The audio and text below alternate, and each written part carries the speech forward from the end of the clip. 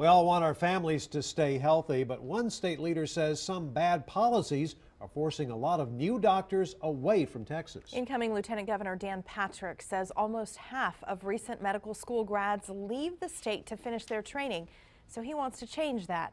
KXAN's Phil Prazen has more on the push to stop the brain drain and keep would-be doctors in Texas.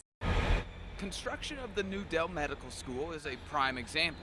Texas has a lot of medical students, and after those students graduate, they go get hands-on training in their residency. But Dr. David Wright says there's simply not enough residency spots in the state. So Texas schools educate the doctors, and then those doctors go work somewhere else.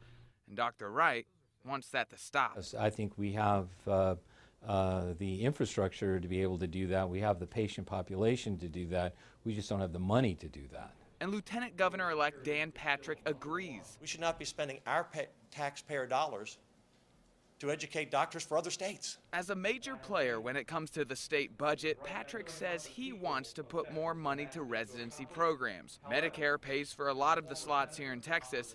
The rest get picked up by local governments or hospitals themselves. Without money coming from the state, many students go live and work elsewhere.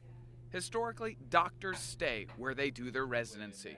That's what happened for Dr. Wright here in Austin, but he says too often there's not enough room for all of Texas students. Offer young physicians an opportunity to have the same wonderful experience that I had. Phil Prazen, KXAN News. Patrick's plan for the Senate includes spending more on roads and border security. Digging deeper, Patrick also says he wants to stop gas tax diversions.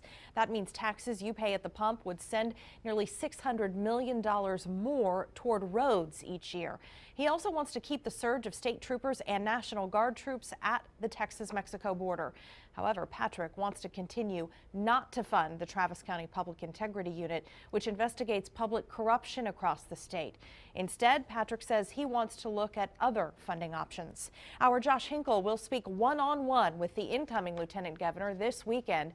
Tune in for State of Texas in depth. That's Sunday morning at 8:30, right before NBC's Meet the Press.